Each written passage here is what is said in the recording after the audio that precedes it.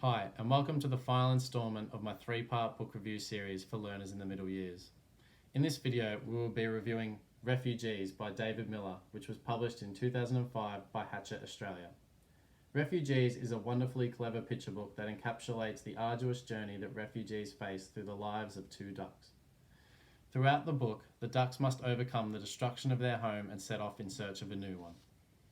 Along the way, they encounter numerous obstacles which they must overcome.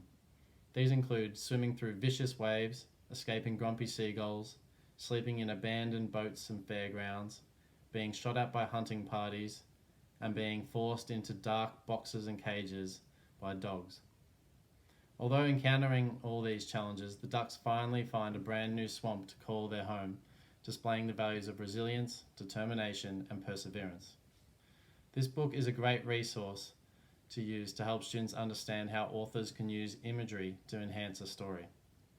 Despite the book having little text language, the pictures provide a wealth of information that the students can explore and discuss. This directly relates with the Victorian curriculum as it corresponds to the Year 7 English descriptor, where students are able to discuss aspects of the text, including their aesthetic and social value, using appropriate meta-language. The book also caters for students' needs to meet another descriptor in which students understand and explain how combinations of words and images in text are used to represent particular groups in society and how texts position the readers in relation to those groups. In this case, each obstacle that the ducks face in the story represents a hardship that refugees in real life face every day. For example, the bulldozers coming in and destroying the duck swamp at the beginning of the book represents violent conflict in countries such as Sudan, Afghanistan, and Vietnam. This violent conflict, as seen in the books I have reviewed in my previous videos, has forced families to flee and find new homes. Another example is when the ducks are forced by the dog into a dark box. This represents the harsh, unforgiving conditions of refugee camps, where refugees are forced to live without adequate food and whose basic human rights are neglected.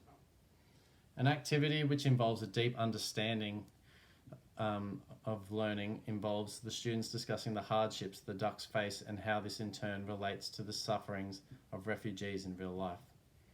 It is also important that the students discuss how the author uses the images in terms of shape, colour, size, and position to influence the reader and support the text. For example, the dog, which represents an officer at a refugee camp, is made out to be quite large and is the main focal point on the page.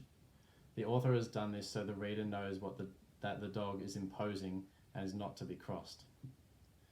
Miller's depiction of a refugee's journey offers a range of visual learning opportunities and is a great way for students to be exposed to making meaning through a variety of texts. The Victorian Department of Education and Training suggests that by focusing on the imagery of a book, different perspectives can be discussed, catering for a more well-rounded learning experience. Even simple questions such as, "What does this picture tell us?" or "What does this remind you of?" can promote effective learning experiences and offers a way to make connections to other texts. For example, the ducks swimming on the waves may remind students of Anne's family sailing away from Vietnam in the book I reviewed earlier, The Little Refugee. The text language itself, however, is also cleverly used and can be highlighted and discussed to demonstrate techniques that the author uses to develop empathy from the reader. Words such as gouging, frightening, homeless, and cruel are all used to make the reader feel sympathetic towards the ducks. A great way to develop students' vocabulary and understanding of the text is break into small groups and list words that could be used instead of the ones used in the text. As well as this, students could also brainstorm emotions or thoughts that the ducks may be experiencing or that the reader feels for the ducks. For example, when the ducks are sleeping in the fairground, students may come up with words such as lonely, freezing, cast out, forgotten, or ashamed. Prompting questions such as, "Where do you think the ducks will end up?" and "Where would you recommend the ducks sleep?" will also help students practice making predictions and engage them in the story at a deeper level. I believe this book is incredibly simple, yet displays an extraordinary amount of thought as it takes the reader on a journey that touches the soul. I would highly recommend this book be used in the middle years classroom. Thank you so much for listening to my 3-part book review series, and hope these reviews can give you some great insight into resources that you can use in your own classrooms.